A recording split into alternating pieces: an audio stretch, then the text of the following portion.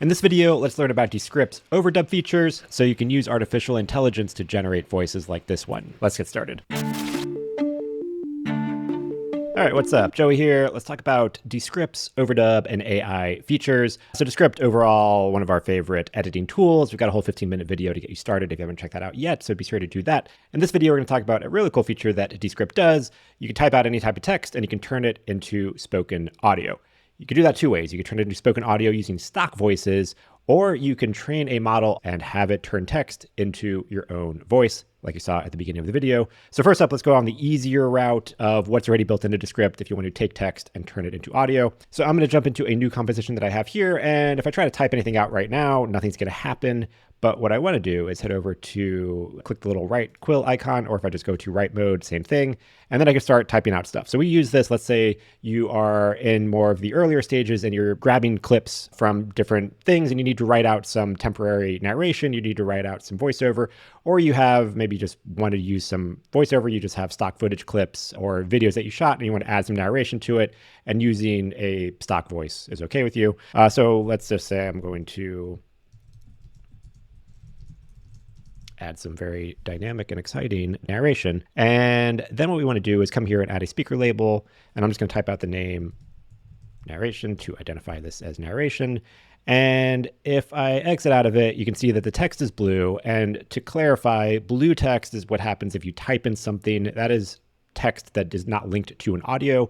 Black text is text that is connected to an audio file. It is a transcript from an audio or a video file of actual spoken audio. That audio exists. For more about transcribing footage and existing footage, check out our other video we've got all about importing your footage and transcribing it in Descript. But just to clarify, because I have had some comments about that, if you see blue audio, that means that there's no existing audio for it. It's not transcribing anything that exists. There's a new text that you typed out. We haven't transcribed it, or we haven't turned it into audio yet. And as you can see, nothing happens. We have our timeline here. Nothing happens. This has not been turned into audio. So what we got to do is click on the narration, come over here to this little settings icon and go to our speakers. And in this speaker panel, this is where we can assign what voices we want to use with what speakers. So I can see I already have, we'll get to this in a second, some other voices that I've already have in this project. So everything that is in this project, any speaker label we have added is going to be in here. And we have our new narration one. And if we click this drop down, we can assign it to these are voices that I've already created, which we will explain in a second. And then this one is stock voices. So these are voices that are kind of stock voices. You probably heard them around the internet. They're pulled from sources like Amazon or Google. I'm not sure where they get their voices from, but you get a couple options here of male, female, older sounding, younger sounding, and you can audition how they sound out here. Life is like a camera. Just focus on what's important. Capture the good times, develop from the negatives, and if things don't work... Okay, that is great. So we're just gonna go with Malcolm for this one. And so we could just assign this speaker to this voice, and you could add more speaker labels and assign them to different voices if you want to have different voices in here. And then all you would have to do if you want to access those voices is just change your speaker label to stuff you type out. But I don't know if you just caught that really quick. In a second, there's a little thing that popped up here and it said, oh, it's now rendering out this audio. And then we can see here in our timeline, now there is actual waveforms, there is rendered audio with this new voice of what we just typed out. This is some narration for the video that I'm going to type out. And so yeah, we just turn text into spoken audio. Now, it might not sound the best and you don't have the full control over how it pronounces things, but with some hacks and tricks that you can do is you can add more punctuation. And also remember, we have to go back into write mode in order to add extra stuff. So we could add a comma here, add period here, and then also just to see that you can add more stuff, we can add some new lines here. And then when we exit write mode, we can see that it has this little dot underneath. That means it's rendering out the audio. It's not rendered yet. And it happens pretty quickly. And now we can see it's rendered out. It added that extra bit of audio there. Narration for the video that I'm going to type out. Let's continue talking about this thrilling topic. So yeah, it's pretty basic. It works. It is an easy way to turn text into spoken audio. And also, if you export with our other video that we've got over creating rough cuts into Descript and then sending it out to Premiere or Final Cut or other video editing projects, when you export it, it will render this audio as MP3s or waveform files. I think it's MP3s. And it will give you that audio file. So you can also import it. So you could either use it as narration, or in our cases, we tend to use it as a placeholder. So we can also get a sense of timing if we're writing out narration and we want just a feel of like how the timing fits in the video. And then we'll either re-record it with a narrator or our own voice, and replace it later, but at least we have that timing set out when we're covering this with B-roll or other footage. So that is a very easy way of how to type out stuff and turn it into a preset stock voice spoken out. Probably you're watching this video because you want to use your own voice or a voice of someone you know to either fix things, replace things, or just create narration using your own voice. So let's jump into that. So now to create a model based on your voice, there are two ways that we can do this. The first way, and the way that I've usually done it, is we take a project or we take a video or a series of videos that just have to be in the same project where you've spoken a lot. Obvious use case for this and also obvious easy source to get this is if you do podcasts, you will probably have long stretches of recordings of your audio, usually with a pretty good microphone, pretty good audio setup. And that's kind of the easiest way to grab a bunch of audio and use that as training data for your voice model from a podcast. Also, this use case is applicable to podcasts if you need to clean up the audio or change something that was said. In this case, I have some other YouTube video signal updates where I just talked a lot. And so there's a good amount of me talking. I believe you need a minimum of about 10 minutes of audio of your voice recording, saying different things. If you don't have that, I will get into that in a second of how you can train the model in another way. But let's just say here you have an existing video or an existing interview where you speak a lot. So the things you got to do to set it up is import your audio or your footage, and then make sure that your footage is assigned with your name or your speaker label. Because by default, if you import this, it's going to not have the speaker label set. And this video is pretty easy because I'm the only person speaking in it. But if you have a podcast interview, like you and a guest or you and a co-host, you need to make sure that all of your audio is properly assigned with the speaker labels, because this is how we're going to identify and tell Descript that this is your voice and this is the other person's voice. So all of these, because it's just me, the speaker label, they're all assigned to me. So if you have a recording of yourself, you can just submit that as the training data. Or more likely case, if you have an interview or something. This is an interview from our NAB series with Adobe's head of innovation. And in this case, I wouldn't use this as a submission of training data because it was in a very noisy spot. You kind of want something nice and quiet, a nice microphone, a good spot to get clear audio for it to train on. But in this case, if you did have a podcast recording that has multiple speakers, you want to make sure that your speaking is properly labeled and the other person speaking is properly labeled. So it has all of the correct data to identify which voices are which person. So when it trains the model, it can correctly identify who is who. So then we're going to come up here back to our speaker label model. And then we can scroll down here. We can see there's an option under create from voice, new voice. And then we can just see here that we wanted to modify it off this new voice. I'm just going to add a label because I already have some models based on my voice. I want to clarify which one this one is. And then we'll click next. And here we do have to give permission. So if you're thinking, oh, I could just train this model on a celebrity or an existing voice and then have them say whatever I want them to say, it's not the case. There are some safety features built into this. So you do have to have a recording of the person whose voice you are training, of them giving permission to create this model. So if it's you just read and speak into this. But if you're training this on someone else, you do need to have them record and give permission that they are giving permission for their voice to be used. In this case, I'm not going to record myself saying this on the YouTube videos. So there's not a recording of it out there. We will just say, I gave permission. I hit record. I read out the statement that they have here, hit submit. And then it takes a couple of hours for the verification to happen and for the model to generate and for the voice to be created. And that's pretty much it. And so as long as you have a good amount of data, and if there isn't enough data, it will kind of give you a warning that there isn't enough training data and then you need to record more stuff. And if that's the case, or if you don't have an existing recording, here is the second way we can do this. We're going to head over to our projects, our main page, and then we're going to hop over to the voices sidebar. And then we're just going to click create new voice,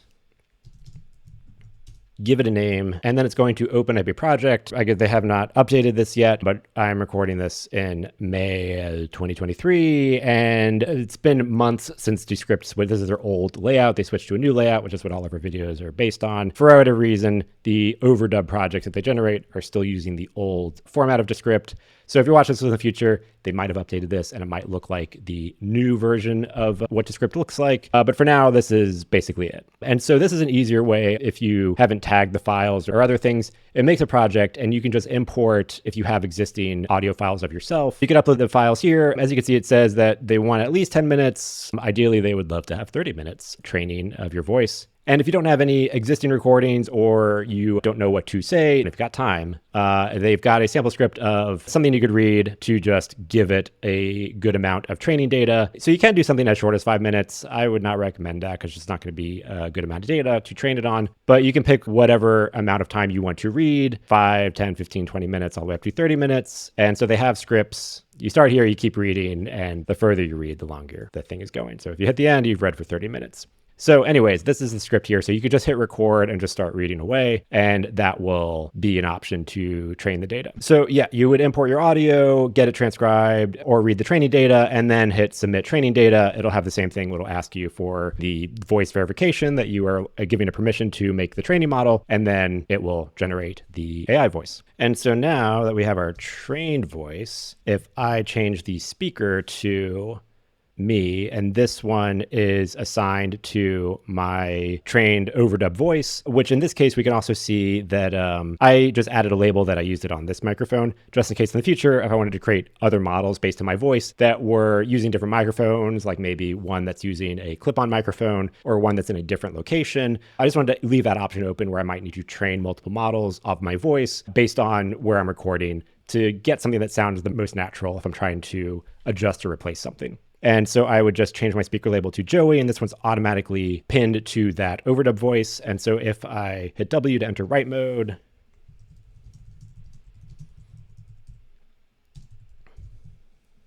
and we've got the new rendered voice with my voice. This is the new overdub voice. So it sounds like me. I mean, I recorded on this microphone. The intonation and the delivery, you don't really have much control over it. So you got some hacks you could do here. You can add some punctuation. If you got proper words or something you're trying to pronounce correctly, sometimes you got to get creative and maybe spell the word out or write it out phonetically into pronouncing it in that way. I've done that we've had to get some Spanish pronunciation and just sort of kind of phonetically type out how it's supposed to be pronounced, and we can kind of get it there. The longer you are using overdub, like the more stuff you're generating, then the weirder it's going to sound. It's really good for short bits or fixing something that was said or you need to clarify from an actual audio recording. So let's jump back into this video signals recording and let's hop down here. So we can see I got this video, another trends link, but also I did find it pretty interesting and I thought it was worth noting. So it is so in this example, maybe I want to use better vocabulary and not say pretty interesting and say extremely interesting. So quick fixes like this, and this could apply if you're editing a podcast or something and you just need to, someone maybe incorrectly stated something or you need to clarify something. If you just highlight the text you want to adjust, and we got our overdub option here. So we hit overdub, and similar to correct, which I go over in the 15-minute Descript video, and also the transcript video, goes into a lot more detail of fixing transcripts. In this case, we're sort of modifying the recording of what was said. And so if I say extremely and hit overdub, we can see that it now sort of adds a splice, takes out the word of pretty, and then adds in extremely, but is noted as blue because it is an overdub voice and not actual audio at this point. And then something you will see right here is it actually expanded the selection, and it does this because just replacing the one word sounds a little weird. And so in some cases, if you're just replacing one word, it might expand the selection out and change it so that it actually overdubs a few of the words, even though it kept it the same. And that helps make it sound more natural. So here I play it back now. Link, but also I did find it extremely interesting and I thought it was worth noting. Now, if you're just listening to that, I mean, listening to me, like that sounds like I said that. It does not sound like something was altered. Trends link, but also I did find it extremely interesting and I thought it was worth. Yeah, I mean, the audio sounds near perfect. Sounds like I just said extremely, even though I did not say extremely. The AI generated that. And in fact, AI just generated me saying, find it extremely interesting. Now, the one thing you'll note, because this is video, despite social media clips that have been out there of other software that can do this, it will not magically change my mouth and make my mouth say extremely. It sort of just slowed the clip playback down. I find it extremely interesting and I thought it was worth it in this slightly weird way. So if you are changing something that was said with video, you're going to need to cover it with B-roll. So here, like as another example, we've got this section here where it is me explaining stuff, but we see a screenshot of a website. And let's just say I wanted to change, or I need to clarify something here. In this case, let's say, oh, I didn't mean to say 2 things. I meant to say the 3 things that stood out to me. If I highlight that and I say 3, and inserts the edit, but it might actually expand what is altered. Cool. So it expanded it. It still says so, and then it says the three things that. So let's see how it sounds. So the three things that stood out to me are, one, it predicts, so yeah, pretty much sounded seamless. Let me play that again. So the three things that stood out to me are, one, yeah, so, and because it's covered, you can't tell that the audio was altered. If you want to adjust the audio down here, so if we hover down here on the timeline, we can see there's an option that says convert to media. So right now, if I were to right click on this, I'm right clicking, nothing's happening. Like if I right click on the actual video file, I have all these options, cut, copy, paste. I could treat it, it is a piece of media that exists. I can do things with it. Because this is AI generated, the media doesn't exist yet, but if I want to render this out to an audio clip so that it exists and behaves like any other audio clip in here, I just click convert to media. You can see the text now turn black because it is not a placeholder text, or it is not a text that is considered rendered with AI. It is now a rendered out audio file that exists. And I can right click, I can copy, paste, cut, add effects, and treat it just as if it was any other audio clip in the timeline. And so if I wanted to maybe just cut out a few of the overdub generated words and use my own, I can just trim that overdub clip and bring back my original voice. Just in case you wanted to, maybe you didn't like the way it delivered the overdub, you liked the original audio, you wanted to mess around with it. And that would be a way that you could also kind of adjust how much is overdub and how much is the original audio. But in the experiments that I've done of changing some words with overdub, the expansion that it applies and how many words it alters and creates with overdub, usually it's for the best and it makes the whole thing sound natural and like it wasn't altered. And yeah, that's pretty much it. So a couple of options here for using AI voices and training AI voices using your own voice or someone who you have permission to train their voice on. Easy one, you can type out narration or type out whatever, and you have stock voice options in here. Or if you've got enough data or enough audio recordings of yourself, or have enough time to record audio of yourself, it is easy enough where you can feed it a bunch of your audio recordings and have it train an AI voice on yourself or someone else that you have permission with. And you could easily type out anything and then have it convert that into audio that sounds exactly like you. So I hope you found this video useful. If you've got any other Descript questions, check out all of our tutorials on Descript first, and then if you've got anything specific, just let me know in the comments below. Happy to make some more tutorials, help out, answer any questions you got. For more stuff like this, make sure you're subscribed. Thanks again for watching, and I'll catch you in the next episode.